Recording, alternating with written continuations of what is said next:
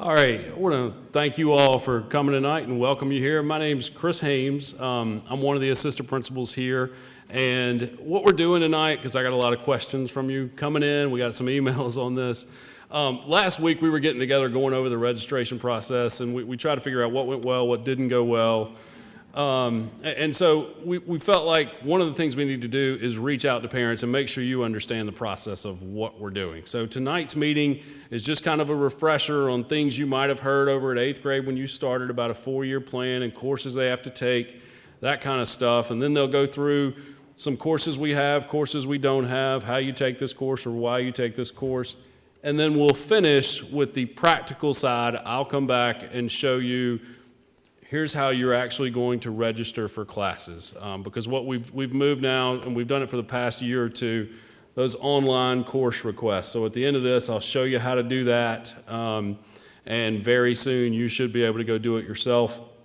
Just a little a footnote to that. I've got some screenshots of the process. Skyward is being updated today from 4 to 6. So it may not be quite finished updating by the time we need to show you some stuff. So that's why we had the meeting. That's why it's a little short notice, because we got together last week and we're starting and said, well, let's get the parents involved. So that's what this is. And a lot of times when we have these meetings, sometimes we inform you, hopefully we give you some valuable information, but most of the time you give us some valuable information by the questions you ask and things you point out. And I know it helps me, because when I'm scheduling and you don't find a class in there and you're like, well, I guess they're not offering that class. It's probably just my mistake and I left it off the list and didn't click the button to activate that class. So feel free to ask questions tonight. If you don't want to ask it in front of the group, after it's over, I'll stay and you can ask me what questions you have. I'll be glad to try to answer as many as I can after this. So I'm going to turn it over to the counselors and let them go through this PowerPoint with you, and I'll be back at the end for the practical. Here's how you do the Skyward request piece. I'm supposed to introduce them all. Okay, we'll start over here. This is Miss Shannon Vinsel, and she right now is testing in scholarships. She's had a lot of you last names D through J for the past couple of years, but she's changed her role. This is Miss Lindsay McCumber. She is the 9th grade counselor, so if you have a 9th grader heading into 10th grade, she's your counselor. This is Miss Lori Eggleston. She has, that'd be K through R, if your last name's K through R. K through Q. All right, she's no R's. R's are going for Miss Wolf, and Miss Wolf couldn't be here tonight. And Miss Fuller, Miss Michelle Fuller, she has the alphabet A to C. So I'm going to let them take over the PowerPoint. I'll be back at the end. Thank you.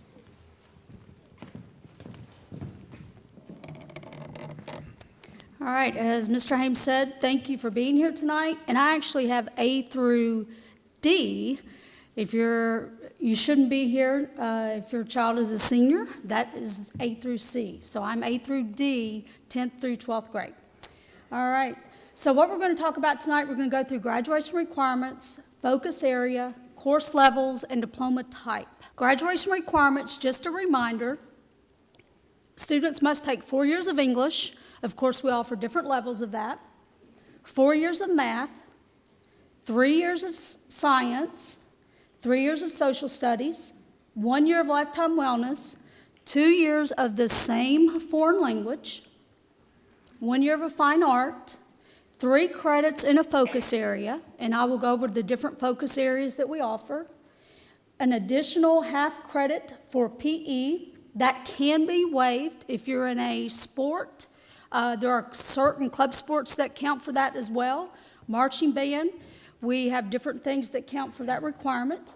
And there's also a half credit of personal finance that is a requirement. So those are the graduation requirements.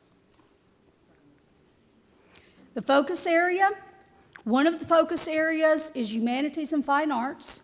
That includes a whole lot of different classes, and we will actually have a list of all the classes on here.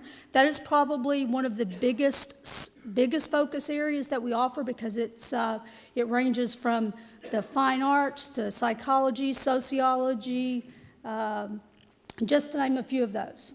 STEM research is another focus area that is new as of last year.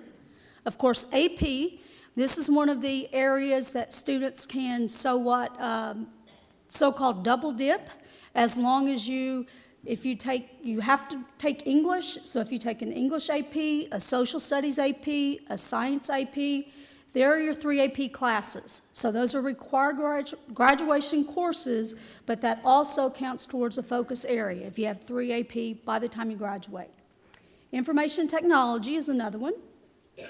Arts, audio, visual technology, and communications is the fancy name for TV and film. Entrepreneurship and business management. So those are the focus areas that we offer here at Brentwood High. Different course levels, and most of our courses are offered, or a lot of them at 3 different levels, not all of them though. Of course, we have standard, that is the most basic level. Honors is the next level. It moves at a faster pace, goes more in depth. AP, which is college level. And then we do offer dual enrollment, which is you get high school and college credit depending on the college you apply to. We offer through Columbia State English. This year we've had business management, one of our computer classes, and a couple of math courses. Okay, how to decide what level of course to take. Here's some different things that we look at. First and foremost, teacher recommendations. Next week, we will meet with students, we'll go over the process, they will get a sheet, and they will begin conversations with teachers. Which level do you recommend for me next year? Students can move up. Sometimes it may be that they need to move down. That varies from student to student. We also look at standardized test results, meaning PSAT, ACT, plan scores in the past. As of this year, we did not do the plan, though. Previous grades, and goals and motivation. And we do know that sometimes students start out not quite as motivated. They understand the importance of things, and they're willing to take that challenge and move up. And we do work with students very much. All right, and Ms. Eggleston is going to take over for the different diploma types. Okay, we offer actually 5 different diploma types at Brentwood. Do I just hit that way error? Mm-hmm. Okay. There is just a standard diploma if you do not qualify for one of these 4. You're going to get the highest diploma that you qualify for. So the first, of course, is the Tennessee Diploma with Honors, and that is that you have scored at the benchmarks of the ACT. So you've scored at least an 18 on English, a 22 on math, a 22 on reading, and a 23 on science. So then you would get the Tennessee Diploma with Honors. The Tennessee Diploma with Distinction is that you will have a B average and you will have obtained one of these certificates or one of these qualifiers. So, nationally recognized industry certification, selected as a national merit semifinalist. So, you just have to have the B average and then one of those certifications. Next is the Williamson County Diploma with Honors, Williamson County Honors Diploma. And that is students have completed the core curriculum of 22 credits, and then they have at least 14 credits at the honors or AP level, 4 years of science, and at least a 3.5 GPA. Now, the reason, the 4 years of science, students are only required to have 3 years of science to graduate. You have to have biology, you have to have chemistry or physics, and then a third lab science, which all of our sciences are lab sciences. So that would take you freshman, sophomore, junior year. Well, if you decide to take a 4th science your senior year, then that's going to help qualify you for the Williamson County Honors Diploma. Also, if your student took Algebra 1 geometry or first year of foreign language at the middle school, that counts as an honors class. So if they did Algebra 1 geometry and Spanish 1, they already have 3 of those 14 honors credits that they need for the Williamson County Honors Diploma. The Brentwood High School Honors Diploma, of course, is the highest diploma that we give that students can earn. They have to also have done the core requirement. They have to have 4 years of science again. They also have to have 3 years of the same foreign language. So 2 years is all that is required for graduation, but students that go the extra mile and take a third year, that will help qualify them for the Brentwood High School Honors Diploma. They also have to have a 3.0 GPA, and they have to have taken every class at the honors or AP level if it's offered. Meaning, if you took Algebra 1 honors, Geometry honors, and then your teacher decides that you probably need to just take Algebra 2 standard because of your work ethic or, just not having some of those basic math skills, then you would not qualify for the Brentwood High School Honors Diploma anymore because you took it as a standard class. So you have to take every class at least the honors level if it is offered. Now, personal finance isn't offered as an honors class, so that wouldn't count there. The biggest thing, I know it's great to strive for getting the highest diploma, but no college is going to know what diploma your child gets, okay? That is strictly for you to see on the little brochure that you get at graduation. And it's not worth the argument with your child to take a class that they may not want to take just so you can have a little star by your name. We want the students that are truly able to be successful in those classes to take them. I've seen so many, situations where, students have signed up for something that they really weren't prepared for, and when you ask them why, and it was because my parents want me to get the BHS Honors Diploma. Okay, so, just, it's something to really have a conversation with your counselor. It's great, it's wonderful, it gives you just a different little sticker on your diploma than, they all are different little stickers on your diploma. But again, we don't send out a list to the schools and say, you have the BHS Honors Diploma. Which GPA is that you're referring to, the real GPA or the GPA that gets exaggerated? It's the cumulative weighted GPA, so the top one.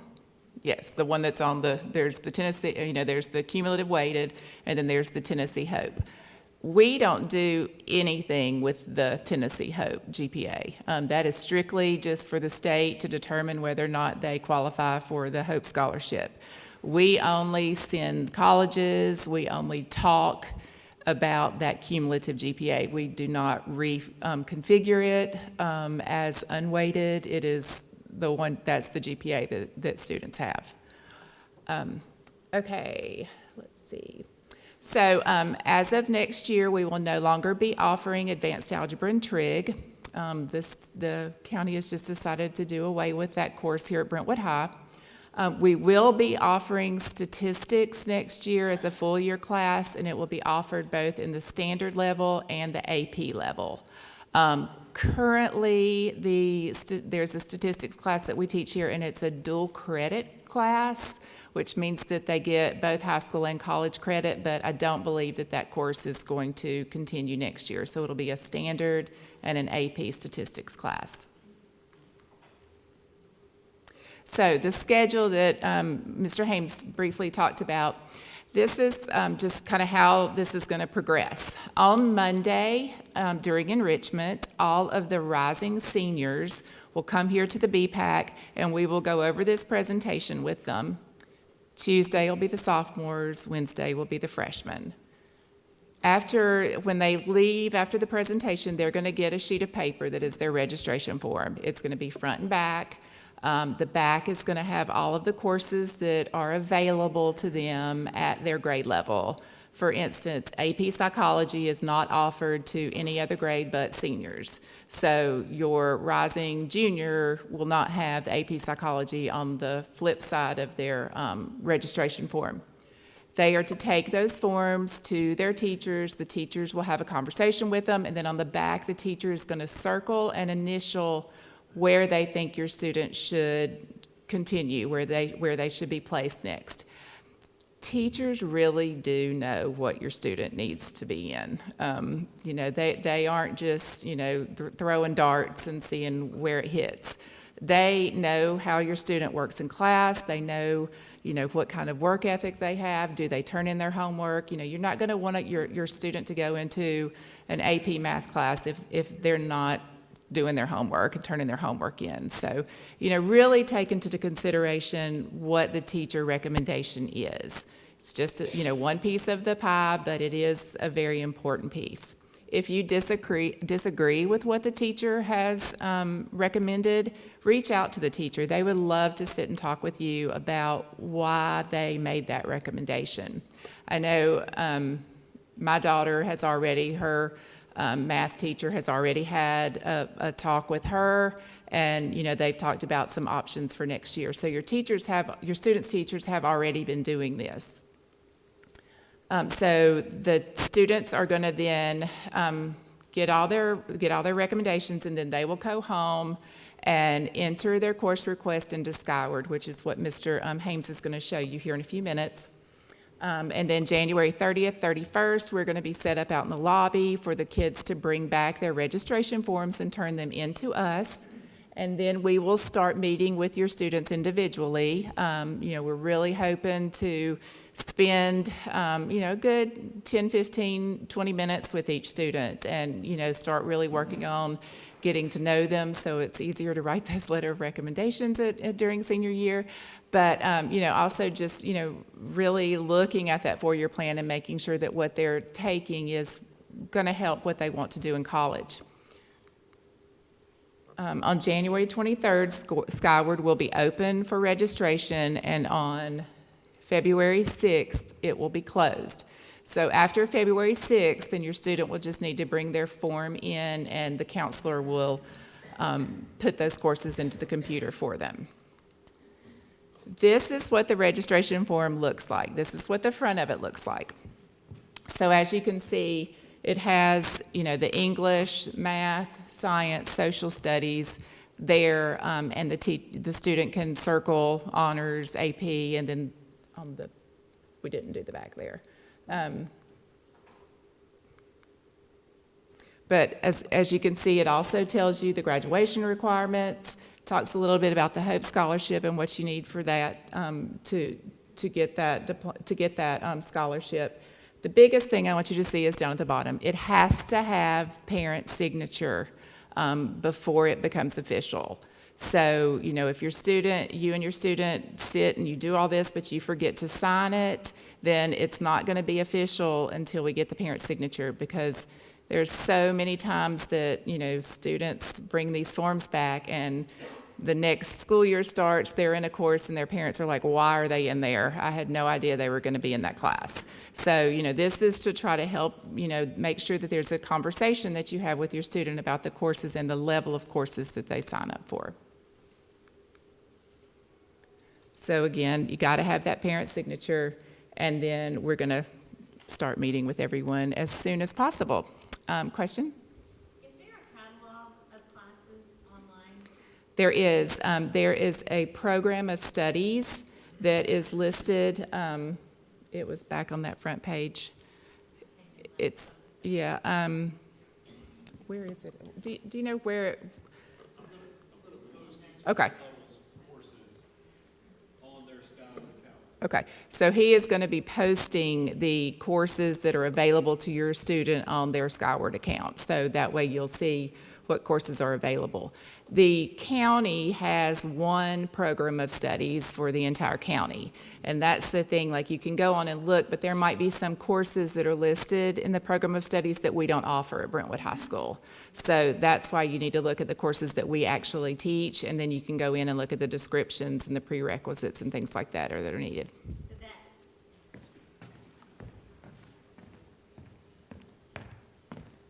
Okay, so before I go into the technical stuff of how they're actually going to select their classes, just want to let you know the thought process behind this. We're speeding things up this year. We're having one meeting for freshmen, sophomores, juniors, mass meeting, having a parent meeting so you all know what's going on, posting everything online. You're going to have, if you have a 10th grade student, you're going to have the courses available to them by the end of the day tomorrow. That's what I'm going to do at work tomorrow, is post those courses on there. So you're going to have all that information. And so hopefully, our hope for only having this Skyward window open for 2 weeks is everybody gets it done really quickly. And then that gives the counselors more time to go through individually with students. Because when this isn't finished until March and April like it has been in the past, those conferences get rushed, things get missed. So starting early, and shutting it down early. That way, if you need to change something, or if you're a student, because if you see this first thing here, you have to log into the student account. So the student can change it without you knowing. It's not on family access. I don't have control of that. I know there are pros and cons to that, and they're high school students. We want them to own it and deal with it. So, but you're going to have to log in with their account, not your family access account. So they'll log into Skyward with their account. And the way this works, the way I build a master schedule is we send out these courses, students pick them, and if a bunch of students pick a certain class, then we offer a bunch of that class. And if only a few pick it, we probably won't offer that course. So that's another reason I want to get these in early, because that helps us decide whether we offer a course or not. Okay, so technical Skyward stuff. The first thing you'll do is get your students, to sit with you or get their login information and log in with their account. And some of you have done this, and it looks very similar to the parent page. I have a student, and so I go check the parent page a lot. It looks real similar, but on the left, you'll see schedule, and you'll click on schedule, and in the top left, you see there's currently scheduled class, and it shows you where he is. That's my son and what he's taken. And then over on the right, top right in black, it says course request now open. And right below there, you can click view available courses. And then next slide. All the courses are going to pop up. And you see his English options are only English 3. Because that's all juniors can take. So you're not going to see freshman English on there. You're not going to see senior English on there. The English is going to be for your grade level. Now, some of the courses are named differently. You see creative writing doesn't finish creative writing. It's creative WR. So down here in this search bar, at the bottom of the search bar, you just type in the first few letters. For English or an engineering class, go ENG. And then hit enter, and it's going to pop all those up. And to help in your mind when you're looking for courses and you can't find something, our courses are numbered by department. So the first courses that are always going to pop up are the English courses. They start with a 1. So English is 1, math is 2, science is 3, social studies are going to start with a 4, and then it goes world language with 5, and then fine arts is 6, and then 7 is career and tech courses. And then 9s are going to be the study halls, and 8 are our student support service courses. So they're in order by department and hopefully by grade level. All right, do you mind clicking the next one for me, Ms. Vinsel? So there are all the courses. Over on the right, and I know you can't see this really well, but you can see my red dots there where I've underlined. At the top, you should have 16 total requests scheduled, because we have an 8-period day here. And high school courses are by semester. So when you pick, if you can see these, it says English 3 with an F out beside there. What that F means is fall semester. So when you pick that English 3F, English 3S is going to come with it. When you pick U.S. History F, U.S. History S is going to come with it. When you pick a standalone semester course like creative writing or personal finance or those kinds of things, they're standalone semester courses, and they're not co-requisite with any other courses. So 8 periods, 2 semesters, you should have 16. If you have 15 or 17, it shouldn't let you go. The only way it would let you go to 17 is if you picked extra study halls. Because the limit, just to the right of that, total credits, I've set the total credit limit at 7. You see he's got 6 because he's got a homeroom and a study hall. And we're asking the students to pick those. And there's only one option for those. It's 11th grade study hall, 11th grade homeroom. Pick those, add those in. But there are some students who don't take a study hall. So those students could, in theory, have 6.5 if they're taking a semester course and a study hall, or 7 credits if they're not taking a study hall at all. But you shouldn't be able to get more than 7 credits. That limit's supposed to be set on there, and you shouldn't have more than 16 scheduled requests. That's where we should end. Okay? Ms. Vinsel, that may be it. All right, so that's the technical side of it. It's going to be open for a couple of weeks. I'm going to send it to your Skyward account and to the student's Skyward account, so you'll get all of this information. You'll get the PowerPoint, and you'll get the course for your grade level, the course list for your grade level. What you won't be able to do from the parent site is request courses. That has to come from the student site, so you have to get their login to do that. Okay? Questions? Here we go. All right. Sure. If they skip the study hall and get that extra credit, does that mean it's the senior year they can leave at 12, not take as many classes? Right, no. They're still, to be a full-time student here, they're going to have to take 6 credits each year. Now, there are students who graduate early, who load up and they get out in December. And you need to get with your counselor pretty quick if that's your plan to do that. But that would be the advantage of doing that, or making room for other courses you want to take your senior year, or making up for some courses you need to retake. Are you saying we need to go into Skyward, our student's account, and make the course request before they meet with their counselor next week? Not before next week, no. So the question was, do we go into their account before next week? No, next week, students will get their information. They'll come home with their recommendations and sheets.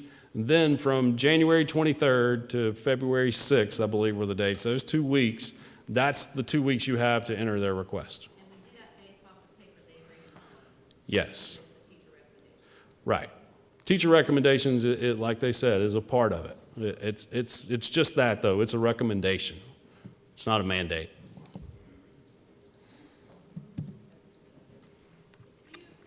Your student is going to do a role.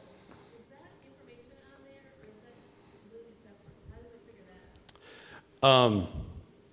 That was the question was, if your student's going to dual enroll, how are we going to handle that? That was our question last week, because we had some real issues with that this fall. So I think we settled on, we're going to put dual enrollment on there. And that'll be Comp 1 and Comp 2 for English, and they changed the math course on me. But they won't start with a number. They'll start with a course description like math or English instead of the ones in front of us, because those are Columbia State courses. They're not our courses. And just a word about dual enrollment for those of you who are here, and you can spread the word for those friends of yours who are going to take dual enrollment. The issue we had last year was you got accepted into Columbia State, and you're in high school still, and so you think, great, I'm in the class. But the acceptance is just that. You got accepted into it. You still have to register for the class. You remember going to college where you had to pick your class. It's not just getting into it. Then you have to go select classes there. So a lot of our students got accepted, said, hey, you're on the list. Great job. You're in Columbia State. And they thought they were done. And they didn't go register and enroll at Columbia State for that course. So make sure you do that second piece. Is there a list of courses or classes that they can take online during the summer? The question was, and I'm repeating questions for our TV production here. The question was, is there a listing of our online courses? We don't have those online courses. You bring those to us. You're saying we're interested in taking this, and then we approve them or don't approve them, but we don't put those out there because a lot of those are private businesses, and we don't recommend one institution over another. For the students that, is it just seniors that are able to go to Columbia State to take the dual enrollment, or when does that start? And do you need to know now, as a sophomore, start to position themselves for that? I believe it's technically open to junior. The question was, is dual enrollment just open for seniors? I think it's technically open to juniors. We don't encourage that a lot, and we've not done that. But we've had some juniors go take courses on their own outside of school. We basically, Columbia State sends us a teacher, and they set a seat limit of 25, and so we try to get 25 seniors in there. So it usually ends up the juniors, if they're going to dual enroll, they're the ones that end up off campus having to go to Columbia State or MTSU or wherever they're dual enrolled. They can do that their junior year. They probably won't get a seat here. Am I the only one that forgot what their child's course of study is supposed to be? Is she the only one that forgot her child's study of focus? I'm not sure. That's a question for the group. Probably not. Based on the amount of requests I get for Skyward passwords and other things, I would bet not. That's why we're trying to have this meeting and other stuff. Their course of, no, it's not. You'd need to call the counselor and check with them and see what they've got on record. Or if you still have that 4-year plan, you probably have it on that somewhere. If you still have it. I know most of you may not have that. At what point do you find out if a course is not going to be offered? Or, my son brought this up, there's one section of band that he can take. There's one Chinese 2 class that he can take. How can he, I mean, is there any way to assure that he'll get all the other classes based on the limitations of Right. that schedule? So the question was, when will you know if a class is going to make or not, or whether you're going to be able to take it?